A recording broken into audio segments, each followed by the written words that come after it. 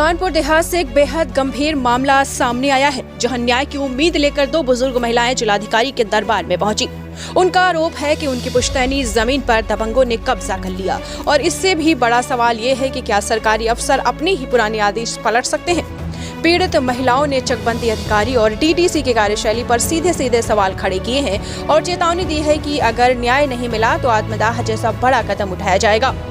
कानपुर शहर के आजाद नगर की रहने वाली बुजुर्ग महिलाएं अरुणा देवी और रेखा सेंगर अपने परिजनों और अधिवक्ता के साथ जिलाधिकारी कार्यालय पहुंची। पीड़िताओं का कहना है कि मैथा तहसील क्षेत्र के बाराखेड़ा गांव में उनकी पुश्तैनी जमीन है, जिसका मामला वर्ष 1976 में चकबंदी कार्यालय में चला था। 7 जनवरी 1976 को चकबंदी अधिकारी द्वारा आदेश पारित कर जमीन उनके पक्ष में दी गई थी, लेकिन अब उसी मामले में चकबंदी अधिकारी ने अपने ही पुराने आदेश के विपरीत नया आदेश पारित कर दिया। इतना ही नहीं, डीडीसी द्वारा की गई सुनवाई में पीड़ित पक्ष को सुने बिना एक तरफा फैसला कर दिया गया।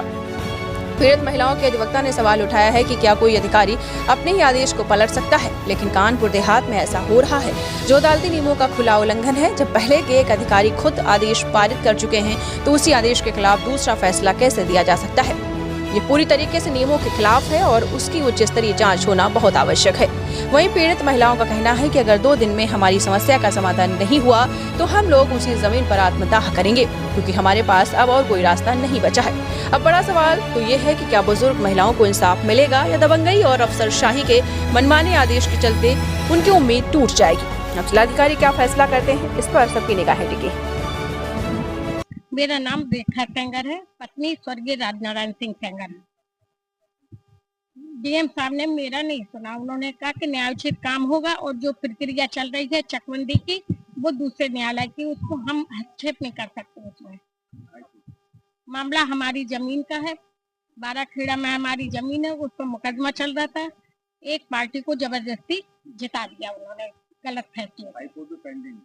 हाँ, और अगर हमको न्याय नहीं मिला तो 2 दिन के अंदर हम और ये मेरी माताजी दोनों उसी 517 पे आत्मदाह करेंगे। ये चैलेंज है। प्रशासन जब प्रशासन हमको साथ ही नहीं दे रहा, वहाँ सिविल कोर्ट तो हम लोग क्या करेंगे? सुन नहीं रही, वो जबरदस्ती सिविल कोर्ट वहाँ खड़े होकर कब्जा करा रही है। सिविल पुलिस जबरदस्ती कब्जा करा रही है, जबरियन। हम लोग कह रहे तो वो कह रहे मेरे हाथ में कुछ नहीं है। तो आप प्रशासन है, शासन है और आपके हाथ में कुछ नहीं है। हाँ, होगा दिया, लेकिन हम लोगों को 8 लोगों को सुना नहीं गया। हमारे वकील की बहस नहीं सुनी गई। जब हम आए हैं तो डीडीसी ने हम लोगों को इंसल्ट करके निकाल दिया। अब हो गया, सब काम हो गया, आप लोग जाइए, आप लोगों को सुना नहीं जाएगा। हमारे वकील को नहीं सुना गया। हम लोग 9 लोग हैं, 9 लोगों में कई लोगों को नहीं सुना उन्होंने। बोले फैसला हो गया, अब कोई की नहीं सुनी जाए, हम लोग लौट गए। हम लोग चाहते या तो फैसला चेंज या शासन हमको कुछ हेल्प तो दे। हेल्प ही नहीं दे रहा है। हेल्प दे, जब हमारा कब्जा है जमीन पे तो कब्जा वो कैसे ले सकते हैं? कोर्ट के थ्रू ले कब्जा, पुलिस के थ्रू लेंगे। पुलिस थोड़ी कब्जा दिलाएगी। हाँ, पुलिस दिला सकती है कि जब पुलिस है भाई तो वो कुछ भी कर सकती है। मामला ये है कि 7/1/76 में एक चकबंदी का आदेश हुआ था, जिसमें हमारे पिताजी और उनके भाइयों का नाम अंकित था। आकार पर 23 भाग 1 में, जिसकी फहरिस्त निकाली तो फहरिस्त में 15/3/96 को पत्रावली नष्ट हो गई। गोसारा नंबर उसका 372 था। मैं एक रूल 109 में गया, मेरे पक्ष में ऑर्डर हो गया। फिर विपक्षी लोग एसओसी के यहाँ गए, अपील उनकी खारिज हो गई। फिर डीडीसी के यहाँ उन्होंने नोट ट्रेस कर लिया। नोट ट्रेस के बाद ये फाइनल ऑर्डर हो गया हमारा 7/1/76 का।